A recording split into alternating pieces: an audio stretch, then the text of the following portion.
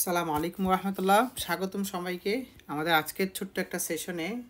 তো most confusing একটা topic আমাদের, বিশেষ করে আমরা যারা ফাইনাল প্রফেশনাল এক্সাম দিই, ইভেন আফটার ফাইনাল এক্সাম আমরা যখন আপনার ইন্টার্নশিপ করি, আমরা যখন এফসিপিএস পার্ট ওয়ানের প্রিপারেশন নিই, even FCPS part one pass করার পর যখন আমরা ওয়ার্ডে আপনার ডিউটি করি অথবা চেম্বার করি, তখন ইভেন আমরা একেবারে এফসিপি শেষ করা পর্যন্ত একটা বিষয়ে কনফিউশন সবারই কম বেশি কাজ করে, সেটা হচ্ছে হ্যাপাটাইটিস ভি ভাইরাসের আপনার টেস্টগুলো আছে, হ্যাঁ, সেগুলো ইন্টারপ্রিটেশন। ইভেন আপনারা দেখবেন যখন এফসিপিএস পার্ট ওয়ান এক্সাম দিবেন অথবা এমআরসিপি পার্ট ওয়ান এক্সাম দিবেন, একটা প্রশ্ন এই টপিকটা থেকে মাস্ট থাকে। ওকে, সো পরীক্ষার পারপাস বলেন, ম্যানেজমেন্ট পারপাস বলেন, একটা কমন টপিক হচ্ছে কি হ্যাপাটাইটিস বি ভাইরাসের ইনভেস্টিগেশনগুলোর ইন্টারপ্রিটেশন। তো আপনারা সবাই জানেন আমাদের জিপি ব্যাচের ইনভেস্টিগেশনের উপর আলাদা ক্লাস আছে, সেখানে আমরা লিভার ফাংশন টেস্ট যে টপিকটা ছিল সেখানে আমরা সবগুলো liver function test along with hepatitis B virus C ভাইরাসের যে টেস্টগুলো আছে সবগুলো নিয়ে আমরা ভালোই আলোচনা করছি। জাস্ট আজকে হচ্ছে ওই আলোচনার ছোট্ট একটা অংশ আপনাদেরকে একটু সবার জন্য একটু রিক্যাপ করা আর কি। হ্যাঁ, দেখেন হ্যাপাটাইটিস বি ভাইরাস রিলেটেড যে ইনভেস্টিগেশনগুলো আমরা ইউজুয়ালি রোগীদেরকে দিয়ে থাকি তার মধ্যে মোস্ট কমন হচ্ছে কি এইচবিএস অ্যাজি। ওকে, এইচবিএস অ্যাজি যদি কখনো কারো পজিটিভ আসে, ধরেন আপনি আজকের দিনে পজিটিভ পেলেন, আপনি চেষ্টা করবেন আফটার 6 মান্থস সেটা পজিটিভ আসে কিনা সেটা আবার দেখার জন্য। কেননা এই এইচবিএস অ্যাজি মোর দেন 6 মান্থ পরও কী হয়ে যায়, পারসিস্ট করে যায় in case of chronic hepatitis B. তাহলে একটা হ্যাপাটাইটিসের কন্ডিশন অ্যাকিউট নাকি ক্রনিক সেটা বোঝার জন্য এইচবিএস অ্যাজে আপনাকে এইভাবে হেল্প করবে। ওকে, কারণ এইচবিএস অ্যাজে ধরেন আজকে পজিটিভ পাইলেন, 6 মান্থ পর পজিটিভ পাচ্ছেন, ধরে নেবেন তার কন্ডিশনটা একটা কোন কন্ডিশনে আছে বলেন, ক্রনিক হ্যাপাটাইটিস বি। এখন আসলে কথা হচ্ছে কি শুধু এইচবিএস অ্যাজে দিয়ে আমরা অ্যাকিউট ক্রনিককে আসলে প্র্যাকটিক্যালি সেপারেট করি না। আমরা এইচবিএস অ্যাজি করার মূল উদ্দেশ্য আমাদের শুধুমাত্র একটা অনগোয়িং ইনফেকশন আছে কিনা সেটা দেখার জন্য। এখন অনগোয়িং ইনফেকশনটা কি অ্যাকিউট নাকি ক্রনিক, ক্রনিক বোঝার জন্য আমাদের অবশ্যই 6 মান্থ যে পারসিস্ট করছে সেটা প্রুফ করা লাগবে। ওকে, এখন দেখেন এই এইচবিএস অ্যাজির একটা অ্যান্টিবডি যেটা বডিতে থাকে বা বডিতে তৈরি হয় সেটা হচ্ছে অ্যান্টি এইচবিএস। মাথায় রাখবেন এটা ভালো, এটা খারাপ।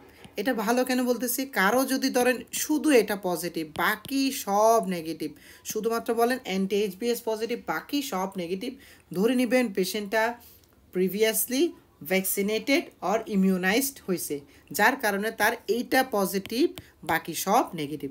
তাহলে আমি আপনাদেরকে এটা পজিটিভ মানে মিনিং বোঝালাম, অ্যান্টি এইচবিএস পজিটিভ মানেও আপনাদেরকে আমি বোঝাতে পারলাম। ওকে, এবার ধরেন কারো আপনি এইচবিএস অ্যাজি পজিটিভ পাচ্ছেন এবং সাথে অ্যান্টি এইচবিএস পজিটিভ পাচ্ছেন, তার মানে এটাও পজিটিভ এটাও পজিটিভ, তার মানে বুঝতে হবে পেশেন্টটা কোথায় আছে, পাস্ট ইনফেকশনে আছে। ওকে, কারণ আপনাদেরকে বলছি এইচবিএস অ্যাজি শরীরে ঢোকার পর এই অ্যান্টিবডিটা আপনার শরীরে তৈরি হয় অথবা ভ্যাকসিনেটেডের পরে তৈরি হয়। ভ্যাকসিনেটেডের পরে তৈরি হলে আপনি এটা কখনো পজিটিভ পাবেন না, বাট যদি এইটার কারণে এটা তৈরি হয়ে থাকে সামটাইমস এটা পজিটিভ পাবেন। সুতরাং এটা পজিটিভ তার মানে আপনার ডায়াগনোসিস কি, পাস্ট ইনফেকশন। ওকে, তাহলে আমি অনগোয়িং ইনফেকশন বুঝলাম, ভ্যাকসিনেশন বুঝলাম, পাস্ট ইনফেকশন বুঝলাম সরি। ওকে, এবার দেখেন অ্যান্টি এইচবিসি, এটার মধ্যে আমরা আসলে তিনটা জিনিস দেখে থাকি। হ্যাঁ, একটা হচ্ছে আইজিএম, একটা হচ্ছে আইজিজি, আরটা হচ্ছে অ্যান্টি এইচবিসি টোটাল। কি বললাম, অ্যান্টি এইচবিসি টোটাল, আইজিএম, আইজিজি। এই আইজিএম এর মিনিংটা কি, আইজিএমটা ইউজুয়ালি আপনার একিউট হ্যাপাটাইটিসটাকে মিনিং করে। ওকে, এবং সেটা ইউজুয়ালি 3 to 6 মান্থ পর্যন্ত পারসিস্ট করে থাকে। তাহলে আইজিএম কারো পজিটিভ সাথে এটা পজিটিভ, ডায়াগনোসিস কি, অ্যাকিউট হ্যাপাটাইটিস বি। এবার ধরেন এইচবিএস অ্যাজি পজিটিভ সাথে আইজিজি পজিটিভ, ডায়াগনোসিস কি, ক্রনিক হ্যাপাটাইটিস বি। ওকে, তাহলে আইজিজি কি মিন করে, ক্রনিক, আইজিএম কি মিন করে, অ্যাকিউট। তবে মাথায় রাখতে হবে শুধু আইজিজি পজিটিভ দিয়ে ডায়াগনোসিস করা পসিবল না, সেটা বলবো না, শুধু আইজিজি আপনি বলতে পারবেন না যে পেশেন্টটা ক্রনিক হ্যাপাটাইটিস বিতে আছে, মানে এটা ক্রনিক হ্যাপাটাইটিস বি যে অ্যাক্টিভ অবস্থা আছে সেটা আপনি শুধু আইজিজি দিয়ে বলতে পারবেন না। কেন, আপনাদেরকে আমি একটা সিনারিও বলি। একটা পেশেন্টের ধরেন আপনি আচ্ছা আমরা এটা আগে শেষ করি, সিনারিগুলো পরে বলতেছি। আপাতত এইটুকু মাথায় রাখেন, এটা অ্যাকিউট বোঝায়, এটা ক্রনিক বোঝায়, এবং অবশ্যই এগুলোর সাথে ইউজুয়ালি কোনটা পজিটিভ থাকে, এইচ বেস অ্যাজই পজিটিভ থাকে, সাথে এটা পজিটিভ অ্যাকিউট, এইচ বেস অ্যাজই পজিটিভ, সাথে এটা পজিটিভ, তার মানে ক্রনিক কেস। ওকে, তাহলে দেখেন একটা পেশেন্টের আইজিজি ইউজুয়ালি লাইফ টাইম পর্যন্ত পারসিস্ট করে যায়, তার মানে তার শরীরে অ্যান্টিজেন ঢুকলে এই অ্যান্টিবডিটা আজীবন পারসিস্ট করে যাবে। ওকে, সো আজীবন পারসিস্ট করে যাচ্ছে, তার মানে যে পেশেন্টটা ইনফেক্টিভ আছে, পেশেন্টটাতে অ্যাক্টিভ ইনফেকশন আছে এমন না। এইটা বোঝার জন্য আপনার অবশ্যই আমরা ভাইরাল ডিএনএ, এইচবিএস, অ্যাজি এগুলো দেখে ডিসাইড করি যে পেশেন্টটাতে ডিজিজটা অ্যাক্টিভ অবস্থায় আছে নাকি অ্যাক্টিভ অবস্থায় নেই। ওকে, তাহলে আপনার আইজিজি নিয়ে দুটা কথা বললাম, একটা হচ্ছে এইচবিএস অ্যাজি পজিটিভের সাথে একটা ডায়াগনোসিস হয়, আর হচ্ছে সবগুলো নেগেটিভের সাথেও একটা ডায়াগনোসিস করা যেতে পারে। ওকে, তাহলে বইয়ের ভাষায় কী লেখা আছে দেখেন, IgG usually it also appears in the acute hepatitis B, তাহলে অ্যাকিউট হেপাটাইটিস এটা অ্যাপিয়ার করতে পারে, but persist indefinitely whether the patient recover or chronic hepatitis B. তাহলে দুটা মিনিং বললাম না, এটা থাকলে যে পেশেন্ট ক্রনিকে আছে এমন না, এটা থাকা মানে রিকভারও বোঝাতে পারে। সেটা বোঝার জন্য আপনার কী দেখতে হবে দেখেন, একটা আপনাকে বলেই দিছে, সেটা বোঝার জন্য আপনার অ্যান্টি এইচবিএসটা পজিটিভ আছে কিনা সেটা দেখতে হবে। তাহলে কারণ anti HBs positive, IgG positive, বাকি সব নেগেটিভ, ডায়াগনোসিস কি, পেশেন্টটা রিকভারি কন্ডিশনে আছে।